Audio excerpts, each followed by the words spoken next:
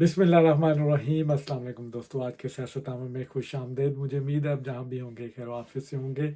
आज के सियासतनामे में 3 खबरें शामिल होंगी। सबसे पहले फरमाइशी गिरफ्तारियाँ, इमरान खान साहब की मिस कॉल, 24 नवंबर को आखिरी मार्का क्या होने जा रहा है, इस पर गुफ्तगू करेंगे। आईनी बेंच की तैयारी, कौन कौन से केस इंपॉर्टेंट है, इसका फ्यूचर क्या होगा, उस पर बात करेंगे। और आज ख्वाजा आसफ पर एक वीडियो क्लिप बड़ा वायरल हुआ है। कुछ यूथियों ने आज फिर दोबारा नवाज शरीफ साहब के घर के बाहर एहतजाज भी किया है, उसका हवाल भी आपके सामने रखूंगा। तो सबसे पहले आते हैं, 24 नवंबर की फाइनल कॉल इमरान खान साहब के खिलाड़ियों ने दे दी है। अच्छा, उससे पहले कल की ये डेवलपमेंट है जब ये कुछ रहनुमा इमरान खान साहब से मिलने के लिए पहुंचे, जिसमें शिबली फराज, उमर अयूब, असद कैसर, इन्होंने फरमाइशी गिरफ्तारियां दी, क्योंकि इनको मालूम था कि जब इमरान खान साहब से अगर इनकी मुलाकात होगी तो इमरान खान साहब ने इनको यही कहना है कि कंजरों कॉल दो और मुझे बाहर यहाँ से निकालो। उस चीज़ से डरते हुए इन्होंने पहले ही पुलिस के साथ टाका कर लिया कि हम आएंगे, आपने हमें गिरफ्तार करना है। और फिर उस गिरफ्तारी के बाद उनको आज़ाद कर दिया गया, क्योंकि एज सच कोई प्रोग्राम नहीं था गवर्नमेंट का इनको पकड़ने का। ये खुद चाहते थे कि इमरान खान साहब से मुलाकात ना हो। ये अंदर की खबर मैं आपको बता रहा हूँ। तो बहरहाल इनको गिरफ्तार किया गया, फिर उसके बाद छोड़ दिया गया। ये खुद चाहते थे कि इमरान खान साहब से इनकी मुलाकात ना हो। बुशरा बीबी जाती, वो सॉरी, अलीमा बाजी जाती है इमरान खान साहब से, फिर वो डेट लेके आती है कि 24 नवंबर को। अब ये फाइनल कॉल है, मैं इसको फाइनल कॉल नहीं कहूँगा, मार का भी नहीं कहूँगा, ये एक मिस कॉल है, समझ लें। ये टेस्ट केस है यूथियों के लिए। इसमें इतनी इनकी चित्रोल होनी है। गवर्नमेंट की तैयारी मुकम्मल है, इस्टेब्लिशमेंट ने पूरा जवाब देना। अब इनको इनको बार बार समझाने के बावजूद इनको अगर समझ नहीं आ रही, तो शायद जो डंडे खा के इन्होंने बात समझनी है, वही बात इनको समझ आएगी। बहरहाल गवर्नमेंट ने तैयारी कर ली है। अब होना क्या है, 24 नवंबर को जो मिस कॉल इन्होंने दी है, इसमें ये अपने कारकुनों को कह रहे हैं आए डंडे खाएं, कफन भी लेके आए, अपने साथी का भी कफन लेके आए, इनके लीडरान के लिए भी कफन लेके आए, क्योंकि अब हमने जाना नहीं है। थोड़ी बहुत डिसअपॉइंटेड इमरान खान साहब को हुई है, अमेरिका की तरफ से भी कुछ अदलिया की तरफ उनकी नज़रें लगी हुई थी। फायज ईसा के बाद वो सोच रहे थे कि शायद मुनीब या कोई मंसूर अली शाह, इन दोनों में से कोई जज जाता है जिससे उनको एक अदालती रिलीफ मिल सकता है। अब उसके चांसेस भी ख़त्म हो गए हैं। तो अब स्वाबी के जलसे के बाद इमरान खान साहब नाराज़ थे कि आपने डेट नहीं दिया, अब उन्होंने डेट दे दी है। नवंबर की सर्दी में अब इन्होंने कुट खानी है इस्टेब्लिशमेंट से।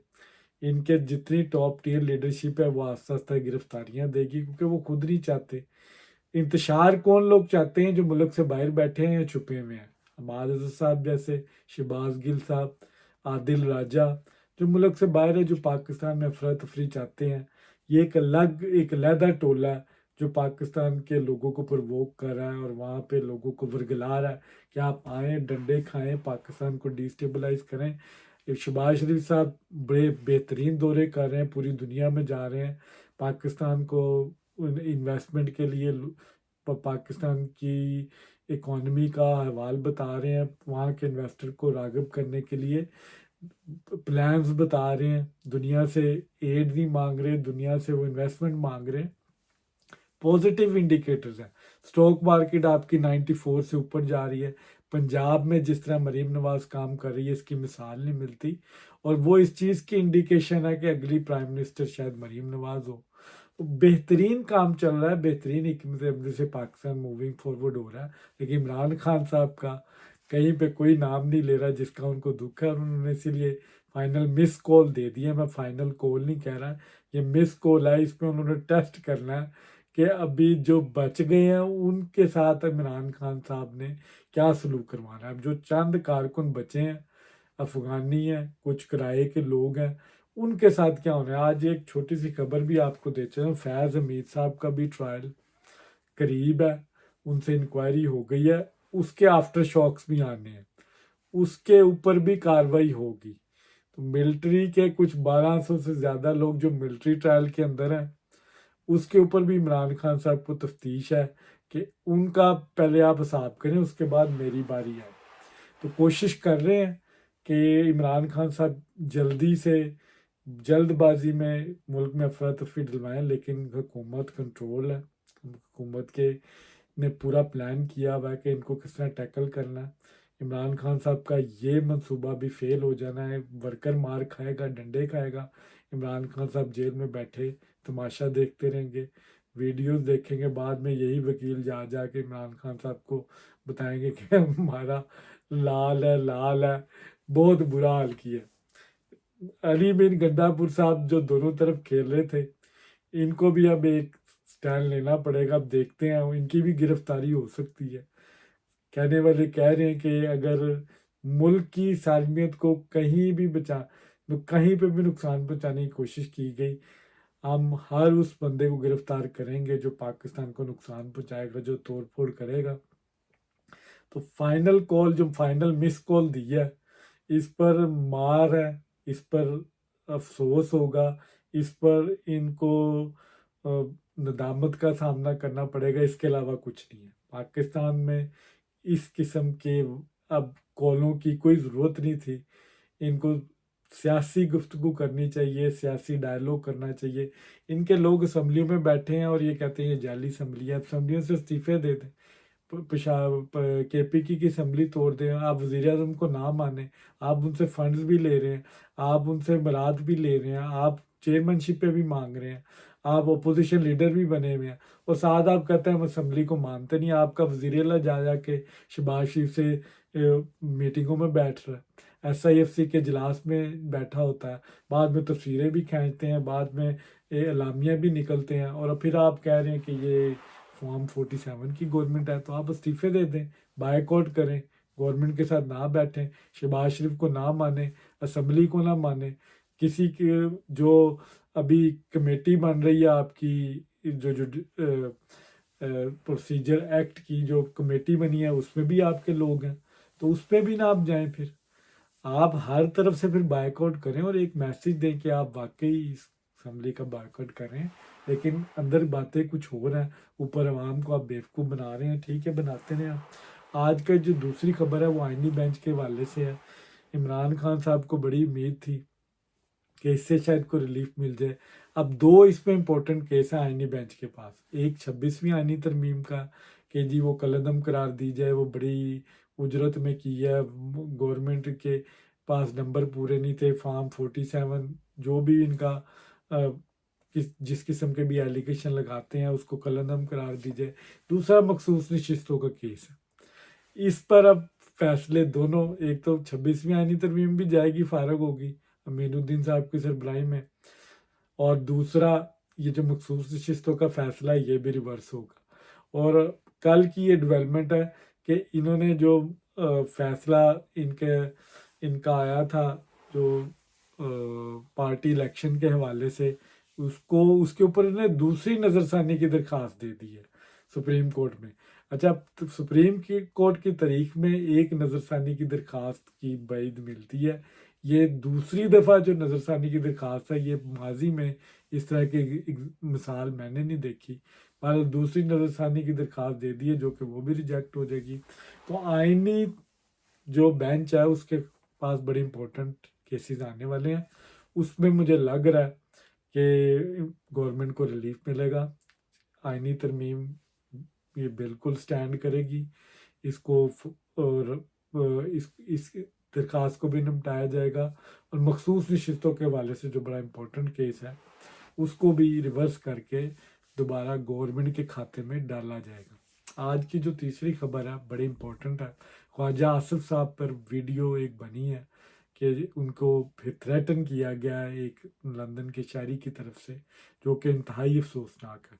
अच्छा, ये अमल रुक नहीं रहा। मैं इस चीज़ को हमेशा हाईलाइट कर रहा हूँ कि यहाँ की गवर्नमेंट को भी होश के नाखून लेने चाहिए इससे पहले कि कोई मेजर इंसिडेंट हो। कुछ दिन पहले अजहर जावेद साहब ने एक वीडियो बनाई थी और उन्होंने कहा कि जी गवर्नमेंट ने एक्शन लिया, यहाँ पे पुलिस ने इंटरव्यूज़ किए हैं, तो अब वो यूथी यहाँ पे नज़र नहीं आ रहे। आज वो दोबारा रूनुमा हो गए हैं।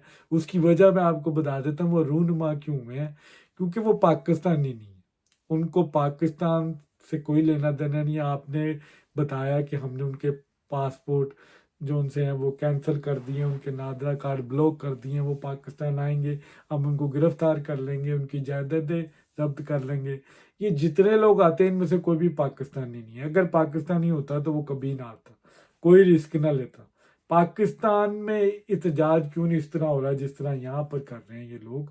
क्योंकि ये पाकिस्तानी नहीं है, ये टिकटॉक के चक्कर में आते हैं, व्यूज़ के चक्कर में आते हैं, यूट्यूब के लिए आते हैं, कुछ पेड होते हैं और कुछ सहाफ़ी हज़रात भी इस तरह का मिर्च मसाला चाहते हैं जिसकी वजह से यहाँ पे थोड़ी बहुत इंटरटेनमेंट लगी रहे।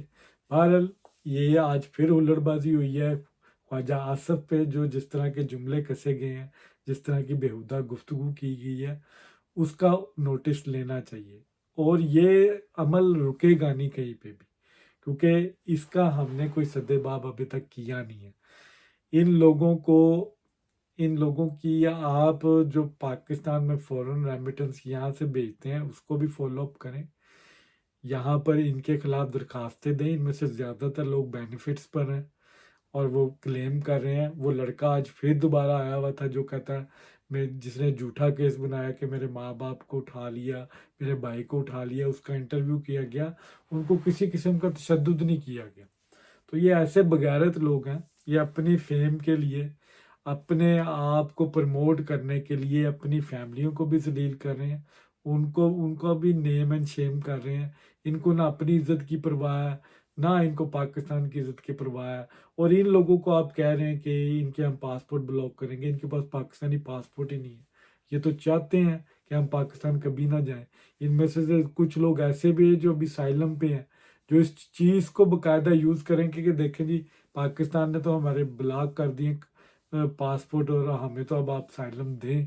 बहरहाल यहाँ की गवर्नमेंट प्रोटेक्ट करती है, फ्रीडम ऑफ स्पीच है, लेकिन यहाँ के गवर्नमेंट को ये देखना चाहिए कि फ्रीडम ऑफ स्पीच के नाम पे फ्रीडम ऑफ डिसरिस्पेक्ट ना हम दें। वायलेशन जो कर रहे हैं, जो अब्यूजिंग कर रहे हैं, इस चीज़ को रोकना चाहिए।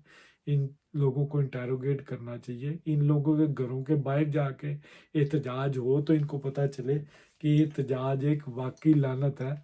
वहाँ पे कुछ लोग बीमार भी हो सकते हैं, उस गली में जहाँ पे मियाँ साहब रहते हैं, वल्नरेबल भी हो सकता है। बच्चे रात को सो जाते हैं, जल्दी उन्होंने स्कूल जाना होता है, लेकिन इनको कोई परवाह नहीं है, ये वहाँ पे चीखे मारते रहते हैं। आज एक आधे यूथियों को वहाँ पे मार भी पड़ी है।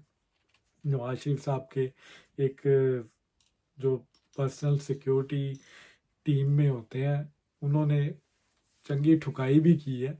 बहरहाल ये इंसिडेंट रुकने चाहिए। इसको आपको थॉरली बैठ के एक लिस्ट बनानी पड़ेगी जिसमें इन लोगों का कुरा निकालना पड़ेगा कि ये कौन लोग हैं और ये क्यों इस तरह के काम कर रहे हैं। और लंदन पुलिस को भी एक, बिफोर कोई बहुत बड़ा इंसिडेंट हो उससे पहले इन लोगों को रोकना चाहिए, इन लोगों को मना करना चाहिए। हाइड पार्क है, वहाँ जाके चीखे मारें, चिल्लाएं, गाड़ियों के पीछे दौड़ें, लेकिन एक रेजिडेंशियल स्ट्रीट के ऊपर इस तरह की एजिटेशन जेब नहीं देती। बहुत शुक्रिया।